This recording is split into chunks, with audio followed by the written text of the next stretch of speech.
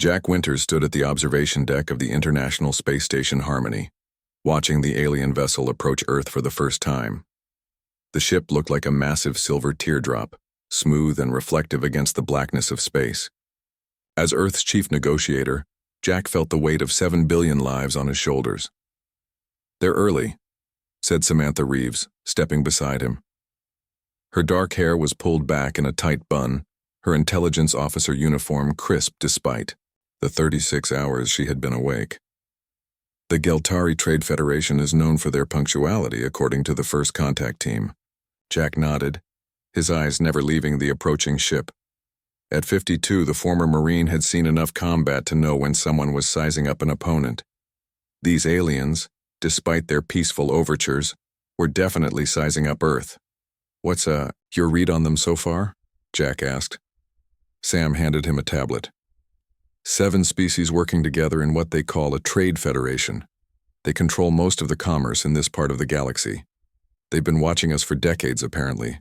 Decided to make contact after we established the Mars colony.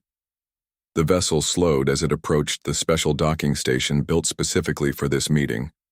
Humanity had been preparing for this moment since the first radio transmission arrived 18 months ago. "And they want our resources," Jack said. It wasn't a question. Minerals mostly. Rare earths. Water.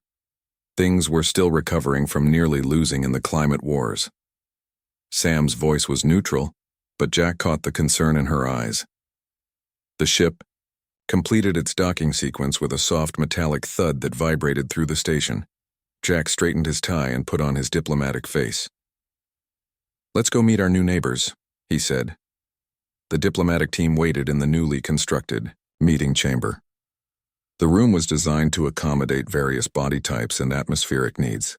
The human team consisted of 12 people, scientists, diplomats, and 2 military observers that the UN Security Council had insisted upon. The Galtari delegation entered the room 30 minutes later. Jack managed to keep his face neutral despite his surprise. The aliens were wildly different from one another. The leader appeared to be a tall, slender humanoid with pale blue skin and 4 arms. Behind this figure came beings that resembled everything from what Jack could only describe as an upright lizard to something like a giant praying mantis. "Welcome to Earth," Jack said after the translator devices were activated and tested. I'm Jack Winters, Chief Negotiator for the United Earth Government." The blue-skinned alien placed its upper right hand against its chest. "I am Nexil, Primary Coordinator for the Galtari Trade Federation. We bring greetings and opportunities for mutual prosperity." The formal introductions took nearly an hour. Jack noted that the lizard-like aliens called the Dravaki seemed to be studying the human military observers with particular intensity. As the initial pleasantries concluded, the delegation moved to the conference table. Nexil began explaining the Galtari's proposal. Advanced technology in exchange for mining rights on Earth and its moon. "Your world is remarkably rich in elements that are valuable throughout the galaxy," Nexil said. "In return, we offer medical technology that could extend human lifespan by 40%, energy systems that produce no waste, and faster-than-light travel capabilities." Jack listened carefully, asking clarifying questions when needed. The offer was generous, suspiciously so. When Nexil mentioned the possibility of Earth joining the Federation as a provisional member, Jack noticed several of the alien delegates exchange looks. "And what would membership entail?" Jack asked. "Trade benefits, protection, cultural exchange," Nexil replied smoothly. "And of course adherence to Federation protocols regarding military deployment and weapons development." There, it was. The catch. "Could you elaborate on those protocols?" Jack asked. One of the Dravaki stepped forward. "Provisional members maintain defensive forces within their home systems only. Interstellar military deployment is prohibited without Federation Council approval." "I see," Jack said. "And how does Earth's current military capability compare to Federation standards?" The room grew noticeably tenser. Jack watched as the mantis-like alien shifted its weight. The Dravaki scale seemed to darken slightly. "Your technology is primitive," the Dravaki said finally. "But your soldiers, It stopped, as if choosing its words carefully. "Yes?" Jack prompted. "There are rumors," Nexel intervened smoothly. "Nothing of substance. Some traders claim to have observed human conflict resolution during your recent climate wars. Such stories grow in the telling." The diplomatic meeting continued for hours, breaking only when the humans needed rest. As Jack headed to his quarters, Sam fell into step beside him. "Something's off," she whispered once they were alone. "Did you notice how they reacted when military matters came up?" Jack nodded, like they were hiding something. "I'm going to do some digging," Sam said. "The support staff for the Geltari delegation is staying on the commercial station. I have a contact there." 3 days later, the negotiations were proceeding well on paper. Earth would receive technology that would solve its energy crisis and environmental damage. The Geltari would receive mining rights under UN supervision. Earth would be granted provisional membership in the Federation, with full membership possible in 50 years. Sam found Jack in the station's small garden module, a place they knew wasn't monitored.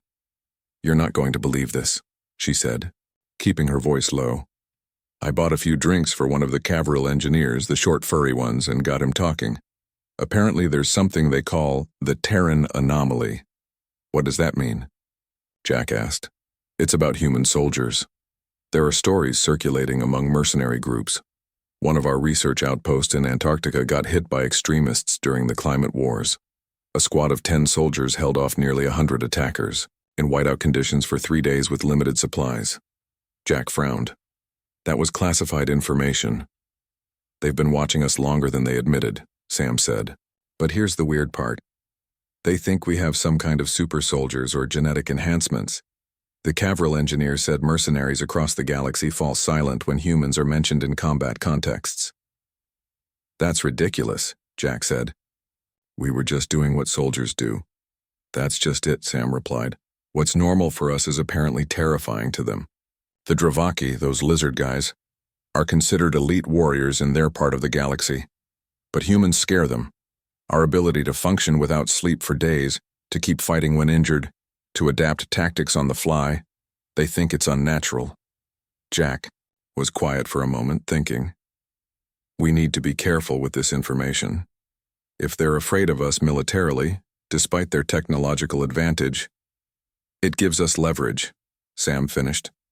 "They're restricting our military reach not because they think we're primitive, but because they're concerned about what we might do if we get off Earth in significant numbers." The final day of initial negotiations arrived. Jack stood before the Federation Council representatives with new confidence. "The United Earth government accepts provisional membership with the following amendments," he announced, and proceeded to outline terms that would allow Earth greater autonomy than initially offered. Nexel and the other delegates conferred briefly. Jack caught the Dravaki representative glancing at the human military observers with what looked like unease. "Your terms are acceptable," Nexel said finally. "Welcome to the Geltari Trade Federation." As the formal ceremony concluded, and the delegates mingled, Jack overheard 2 of the mantis-like aliens speaking through their translators. "Did you authorize the combat capability study?" one asked. "Yes," the other replied. "Full analysis of human physiology and psychology under stress conditions. The Council needs to know exactly what we're dealing with." Jack sipped his champagne and smiled. Humanity had just taken its first step into a larger universe, and they'd done it from a position of unexpected strength.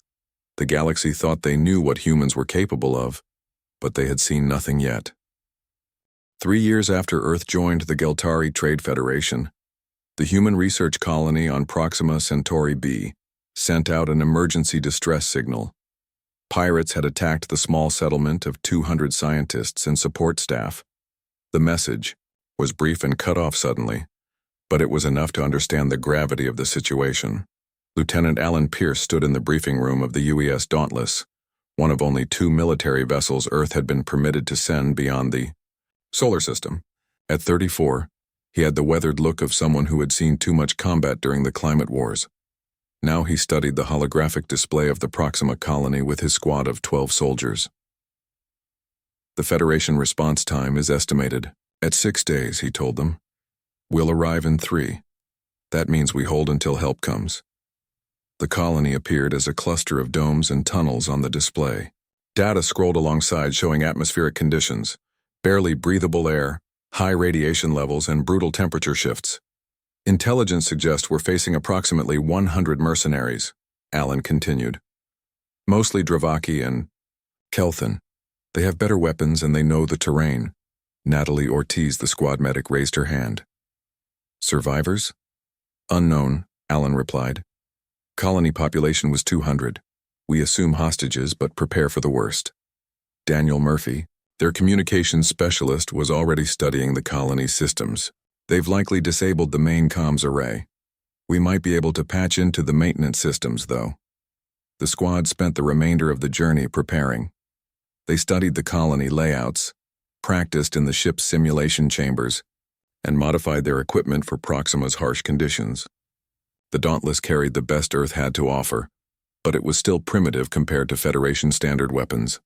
When they arrived in the Proxima Centauri system, the pirates' ships were visible in orbit around the planet. The Dauntless deployed Alan's squad via drop pod while engaging the enemy vessels as a distraction. The landing was rough. Their pod came down 3 miles from the intended landing zone, forcing them to trek across Proxima's rocky terrain. They moved in silence, using the planet's frequent dust storms as cover. They reached the colony perimeter at nightfall. Alan deployed surveillance drones, tiny camera units that looked like local insects, to scout the situation. Main dome is being used as a prisoner hold, he reported as the feeds came in. I count at least 60 survivors. Pirates have set up headquarters in the research lab. They're stripping the place of anything valuable. The squad gathered in the shadow of a ridge half a mile from the colony. We can't take them head on, said Greg Powell, the demolitions expert. Not with these numbers. Alan nodded. We won't. Murphy, can you access the colony systems remotely? Daniel pulled out his tablet and began working. After 20 minutes of tense waiting, he looked up with a grim smile. I'm in. Limited access to environmental controls, maintenance tunnels, and backup power. Good, Alan said. Here's the plan. We're going to become ghosts. Over the next 14 days, the squad waged a campaign that would later become legendary throughout the galaxy. They used the colony's maintenance tunnels to move unseen, striking quickly and then disappearing. They focused on creating confusion and fear among the pirates rather than trying to defeat them directly. On the 3rd day, they disabled the artificial gravity in the section where 20 pirates were sleeping. The disoriented mercenaries were easy targets and the squad captured their weapons, superior to Earth guns, before vanishing again. On the 5th day, Greg used the research lab chemicals to create improvised explosives. They set them at key, structural points not to destroy the colony, but to control where the pirates could and couldn't go. The Dravaki pirates grew increasingly nervous. Several of their number had simply disappeared. Others reported hearing noises in the walls. Some claimed to see shadows moving where no one stood. They think the place is haunted, Alan told his team as they regrouped in a maintenance hub. Let's encourage that belief. They began a psychological campaign using the environmental systems to create unexplained temperature drops, strange sounds in empty corridors, and lights that failed at strategic moments. On the 8th day, disaster struck. While setting traps in the eastern section, Natalie and 2 others were discovered by a patrol of Kelthan mercenaries. In the firefight that followed, Natalie took shrapnel from an alien weapon to her abdomen. They barely escaped back into the tunnels. In their hidden base with no proper medical equipment, Natalie did the unthinkable. She talked Greg through assisting her as she performed surgery on herself, removing the shrapnel pieces while clenching a piece of rubber between her teeth. Humans really do not understand when to quit, Greg said with a mix of horror and admiration as he watched her stitch her own wound closed. Can't quit, Natalie replied through gritted teeth. Still have pirates to kill. By the 10th day, the squad had accounted for 31 enemy combatants. They had suffered injuries but no fatalities. However, their communication with the Dauntless had been cut when the pirates destroyed their long-range transmitter. Daniel refused to accept this setback. using parts salvaged from the colony equipment and captured alien technology. He built a makeshift transmitter. It couldn't send voice communications, but it could transmit data. "We can send updates on enemy positions and movements," he explained to Alan. "The Dauntless can relay it to the second Earth vessel." The pirates realized they were facing a coordinated attack rather than colony ghosts.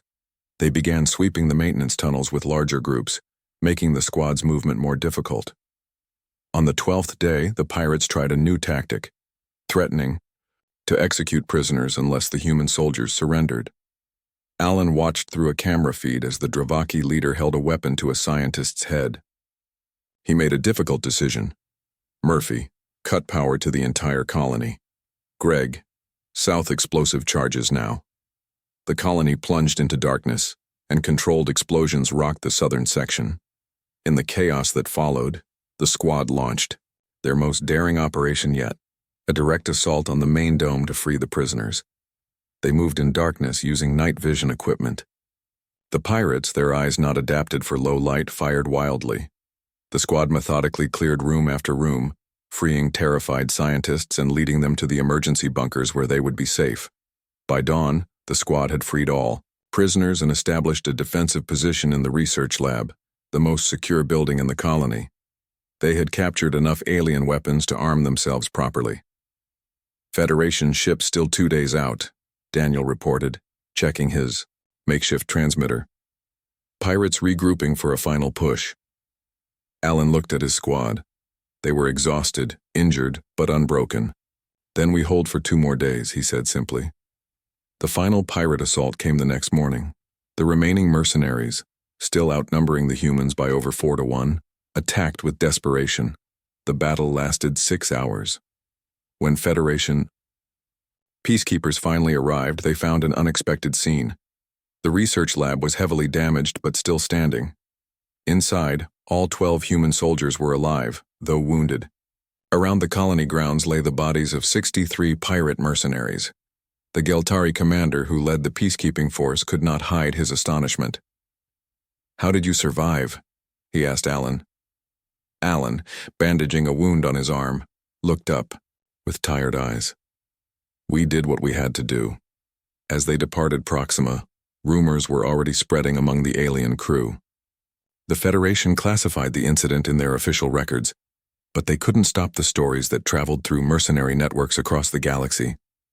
12 humans had held off a force of 100 elite mercenaries for 2 weeks.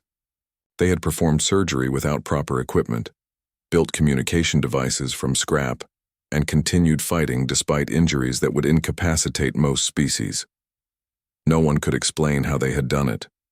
But throughout the galaxy, mercenary crews began to speak of humans in hushed tones, falling silent when Earthborn units were mentioned.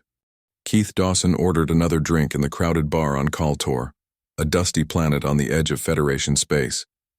Known as a gathering place for mercenaries between jobs, the bar was filled with aliens of at least 15 different species. Keith, one of only 3 humans on the entire planet, sat alone at a corner table. At 41, Keith had the lean, watchful look of a career soldier. After 12 years in Earth's military forces, he had left to work as a security consultant for human corporations expanding into Federation space. He had hoped to blend in on Kaltor, but that was becoming impossible. For the 3rd time that evening, an alien approached his table. This one was a Valkyrie, a tall, thin species with gray skin and 4 eyes arranged vertically on their face. Keith recognized the markings on the alien's armor as belonging to a well-known mercenary group. "You are from Earth," the Valkyrie said. It wasn't a question. Keith nodded once, taking a sip of his drink. "I am Thrix, commander of the Void Reapers. We would like to hire you." "I'm not for hire as a mercenary," Keith replied. Thrix sat down uninvited. "Not as a fighter, as a trainer. We will pay 3 times the standard rate for combat instruction." Keith had heard similar offers 5 times in the past week. Since the Proxima incident 6 months ago, humans had become the subject of intense interest among mercenary circles. The official Federation records remained classified, but rumors spread quickly in places like Kaltor. "What exactly do you think I can teach you?" Keith asked. Thrix leaned forward. The secret techniques, the special training that makes humans continue fighting when any sensible species would retreat or surrender. Keith couldn't help but laugh, which confused the Valkyrie. There are no secret techniques, Keith said. Humans are just humans. You deny that your species has special abilities? We have witnessed humans fight for days without sleep, continue after injuries that would incapacitate others, and adapt tactics in ways that seem impossible to predict. Keith sighed and ordered another drink for himself and one for Thrix. He was getting tired of these conversations, but maybe education was the best approach. Let me tell you about where I grew up, Keith said. I was raised in northern Michigan, where winter temperatures drop far below freezing. As children, we would play outside in snow up to our waists. In summer, we would swim in lakes and climb trees. Our planet has deserts where you can die of heat, oceans that can drown you, mountains with air too thin to breathe, and predators that will hunt you. Thrix listened with all four eyes wide. Earth is what many Federation species would call a death world, Keith continued. We evolved there over millions of years, adapting to survive in nearly any condition. We don't have your natural armor or strength, so we developed endurance and problem-solving instead. But the stories from Proxima are just humans being humans, Keith finished. The squad on Proxima didn't do anything special by our standards. Throughout our history, small groups have survived against overwhelming odds simply because giving up wasn't an option. Thrix seemed unconvinced. The medic performed surgery on herself. Is this normal human behavior? More normal than you might think, Keith said. Humans have an incredible tolerance for pain when survival depends on it. Our bodies produce chemicals under stress that can temporarily mask pain, increase strength, and sharpen focus. We call it adrenaline. As they talked, Keith noticed other mercenaries watching their table. Word had spread quickly that a human was in the bar, and most of the room was now listening to their conversation. A Dravaki pushed through the crowd. Keith recognized the species from briefings, reptilian naturally armored with a reputation as elite warriors. I lost 2 clutchmates at Proxima, the Dravaki said, its voice a low growl. They said the humans moved through walls like ghosts and struck without warning. Your clutchmates faced a squad that used the colony's maintenance tunnels, Keith explained. Standard human tactics when outnumbered. Use the environment, create confusion, attack weaknesses. Without honor, hissed the Dravaki. Keith stood, facing the larger alien directly. The room fell silent. Honor doesn't keep you alive when you're outnumbered 10-1, Keith said quietly. On Earth, we have a saying. It's not the size of the dog in the fight, it's the size of the fight in the dog. The translation devices struggled with the idiom, but the meaning was clear enough. The Dravaki stared at Keith for a long moment, then made a gesture that Keith didn't recognize before returning to its table. What was that about? Keith asked Thrix. A sign of respect, Thrix explained. Rare from a Dravaki to an outsider. Word of the exchange at the bar spread across Kaltor and beyond. Keith found himself the unwilling center of attention as mercenary chiefs from a dozen species approached him with offers and questions. Some believed humans had secret biotechnology. Others thought Earth's harsh conditions had created natural, super soldiers. Meanwhile, on the Federation capital world, a group of xenoanthropologists gathered to discuss the human phenomenon. Dr. Lana Vex, the leading expert on comparative species psychology, presented her findings to the Federation Science Council. Humans evolved as persistence hunters, she explained to the assembled aliens. They would chase prey until it collapsed from exhaustion. This required not just physical endurance, but pattern recognition and problem-solving under stress. She displayed images from Earth's history on the large screen. The Bataan Death March, the Siege of Leningrad, polar expeditions, and climbers ascending Earth's highest mountains without supplemental oxygen. What most species consider extraordinary, Dr. Vex continued, humans view as Tuesday.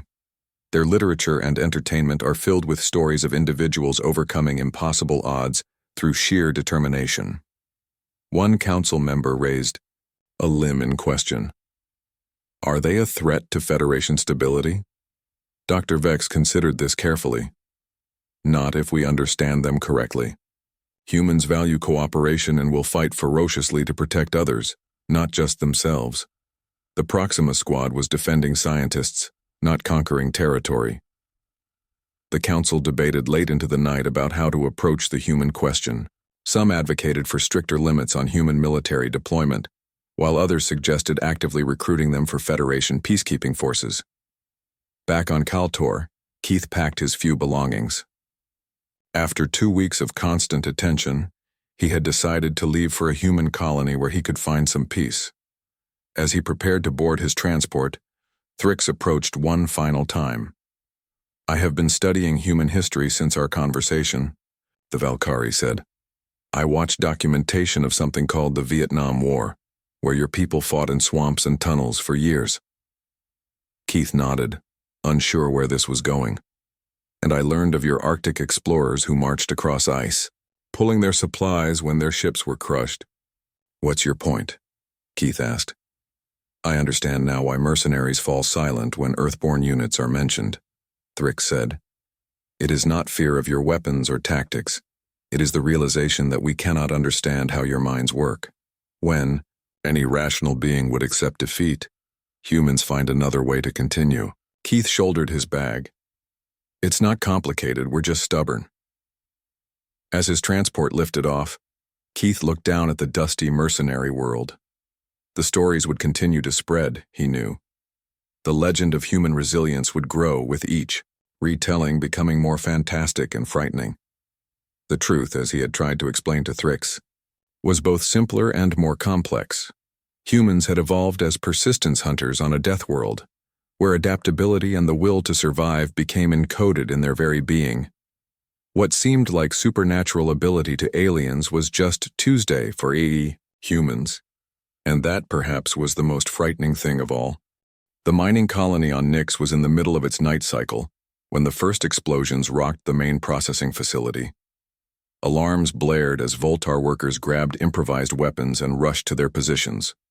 The rebellion that had been brewing for months had finally begun. In a small command center carved into the moon's rocky surface, Gregory Walsh watched the security feeds with calm attention. At 38, the former Earth military officer had the hard eyes of someone who had seen too much combat.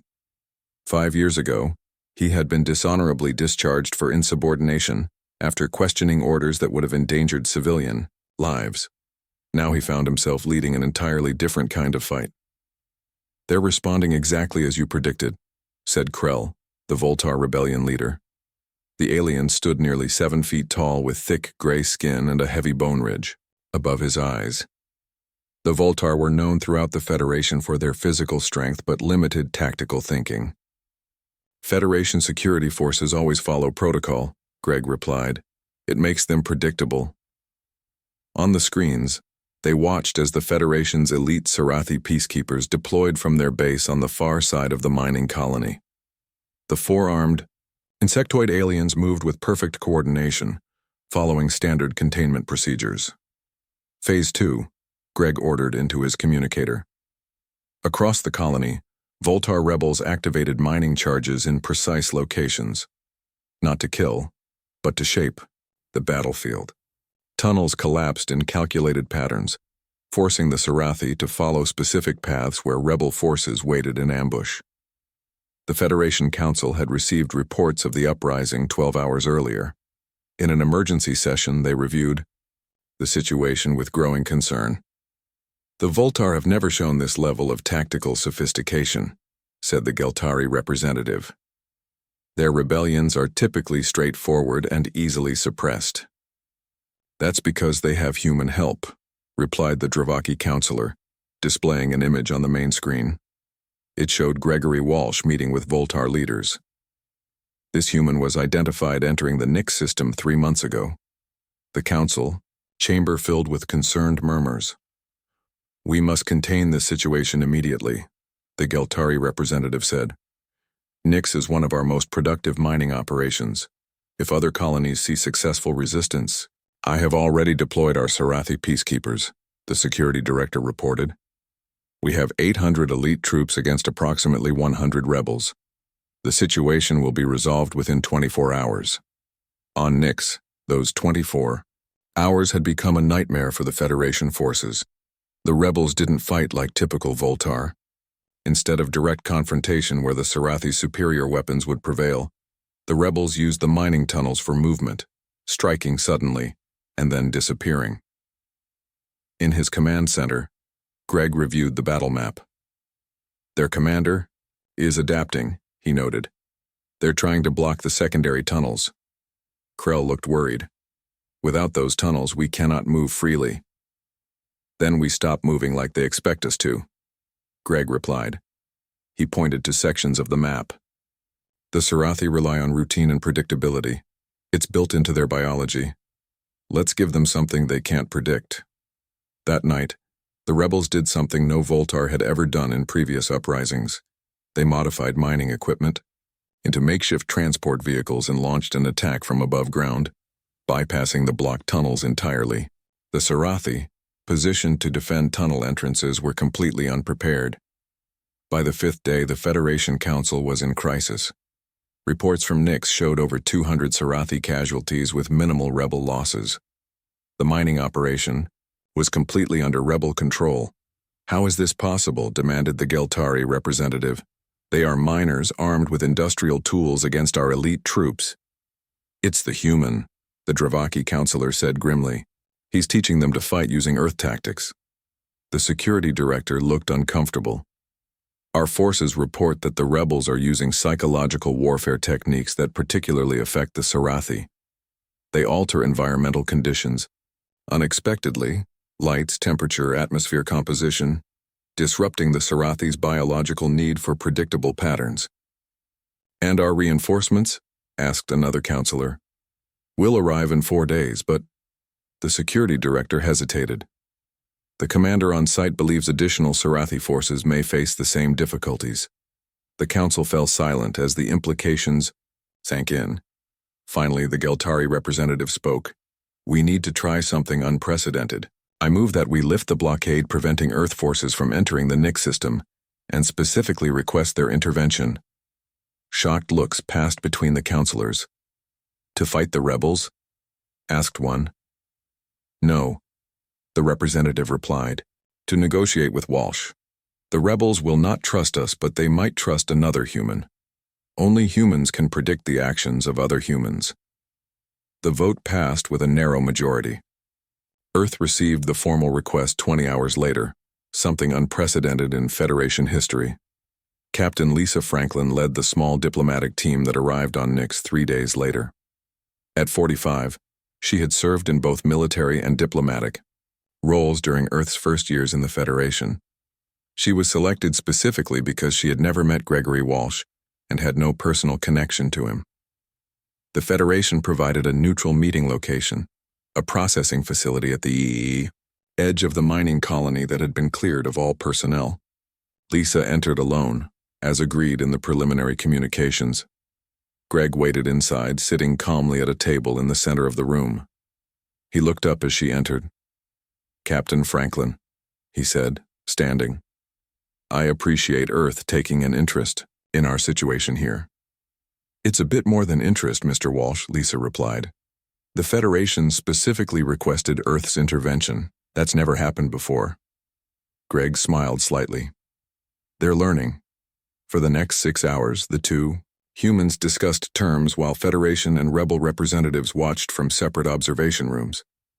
The aliens watched in fascination as Lisa and Greg negotiated, argued, found common ground, and finally reached an agreement.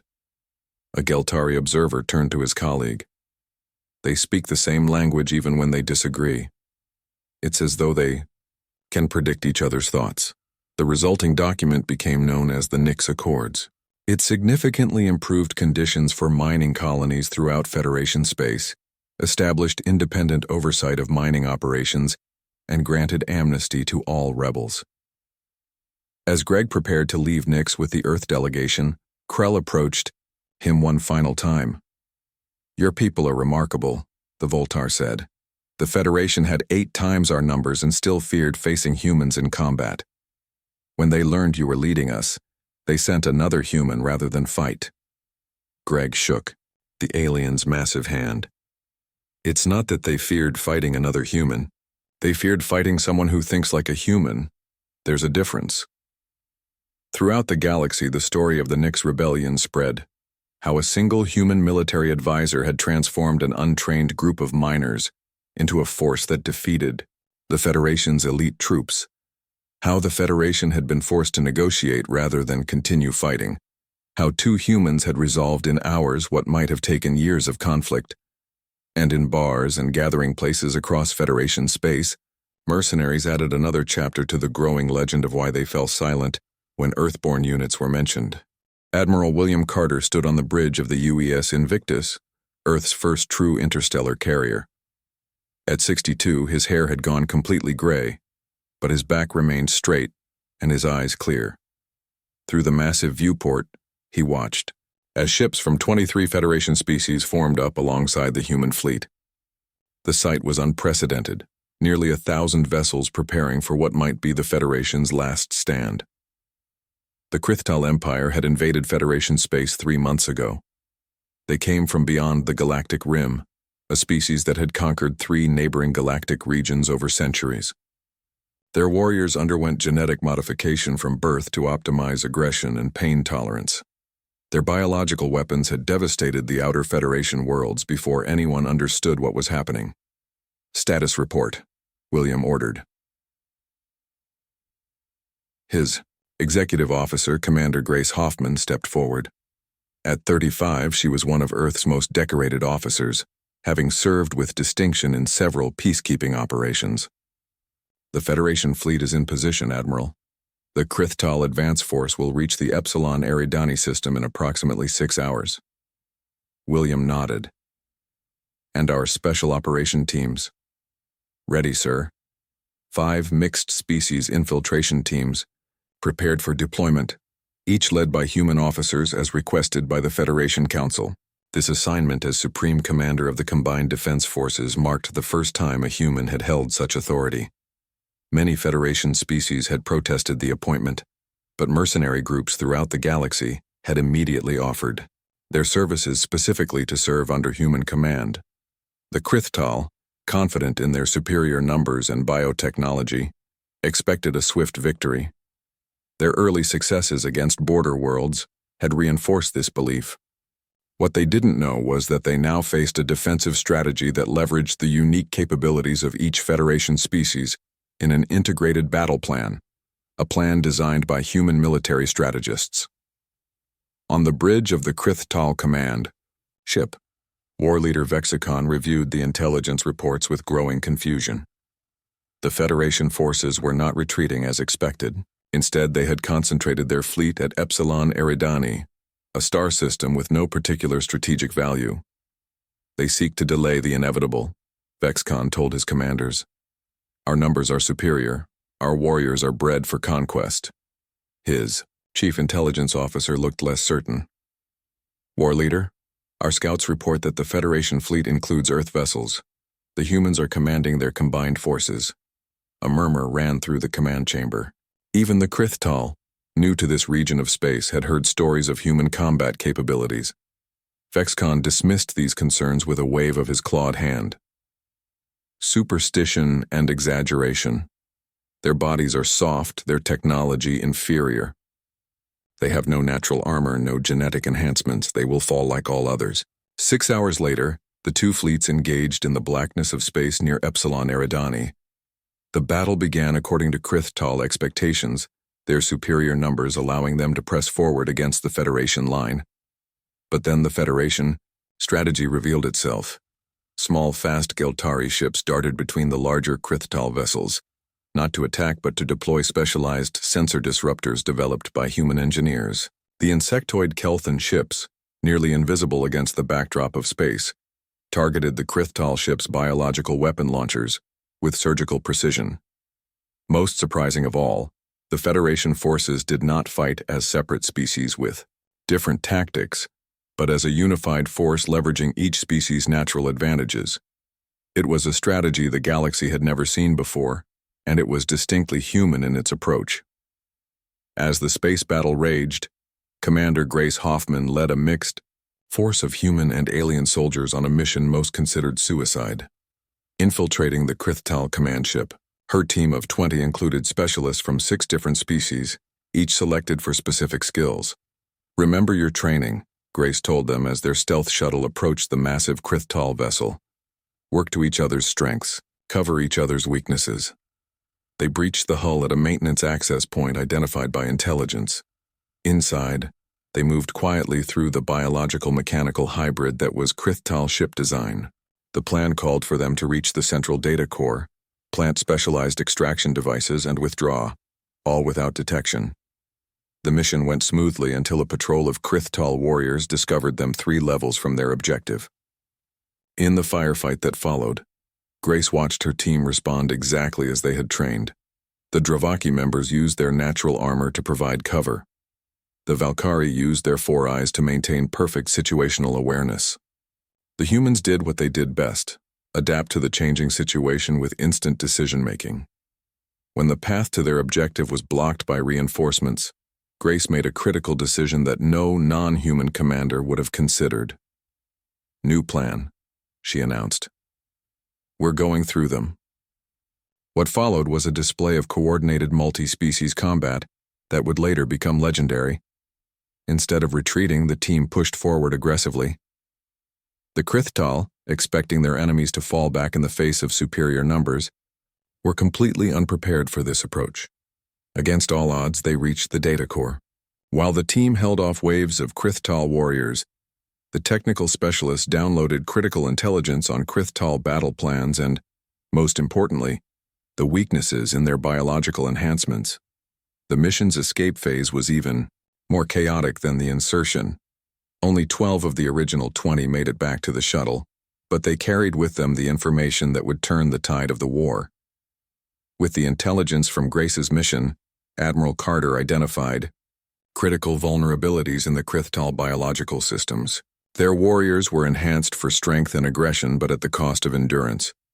They could fight ferociously but tired quickly. Most importantly, their biological weapons could be neutralized by a specific frequency of electromagnetic radiation. In the months that followed, the tide of the war shifted. The Krithtal, accustomed to quick conquests, found themselves facing an enemy that understood their weaknesses and exploited them ruthlessly. Federation forces, led by human commanders, didn't try to match Krithtal's strength. They outlasted. 2 years after the Battle of Epsilon Eridani, the Krithtal Empire sued for peace. In an unprecedented ceremony aboard the UES Invictus, Admiral Carter accepted the formal surrender from war leader Vexcon himself. After the ceremony, Vexcon requested a private meeting with the Admiral. In a small conference room, the 2 military leaders faced each other. "There is something I must understand," Vexcon said. "We studied your species before our invasion. Your bodies are fragile.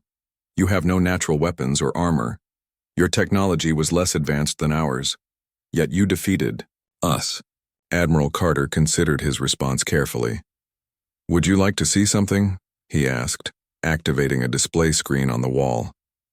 "This is footage from Earth's history." The screen showed scenes from humanity's past, ancient battles fought with primitive weapons, modern soldiers in desert warfare, civilians surviving natural disasters through cooperation and ingenuity. "We have always fought this way," Carter explained, "without enhancements, driven simply by the uniquely human mixture of duty, adaptability, and the indomitable will to protect our own." Vexcon watched in silence, his alien features unreadable. "We are not special among the stars because we are stronger or faster," Carter continued. "We are feared because we never learned when to quit. When your experts calculated that no species could survive certain conditions, they failed to account for one thing. Humans were never good at accepting limitations. In the aftermath of the war, humanity's place in the galaxy changed fundamentally. Human military advisors were sought by species across the Federation. Earth's diplomatic influence grew as rapidly as its reputation for producing the most effective military strategists in known space. In a bar on the edge of known space, a group of diverse alien mercenaries gathered to share stories and drinks. When the door opened and a human entered, The usual silence fell. But this time, one brave Dravaki raised a drink in salute, and gradually, the others joined in. Not in fear, but in newfound respect for the galaxy's most unpredictable species.